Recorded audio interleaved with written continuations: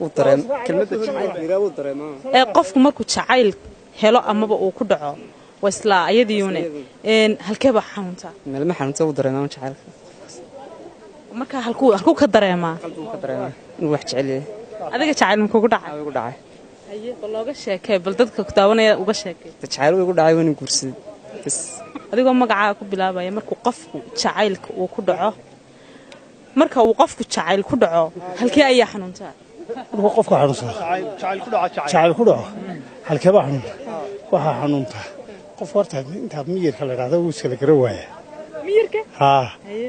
Soomaal garan kulay wax jireed dhax yaaca soo kalena waa noqdaa assalaamu alaykum warahmatullahi marka uu qofku jacayl ku dhaco halkee ayaa xanuunta waxa ku dhacay bahaliyo u bahaliyooba bahaliyo maxaad ka wadaa jacaylku wuxuu kala baxaa dhowr qaybood horta marka qayb qofkii aad jecleed marka aragtay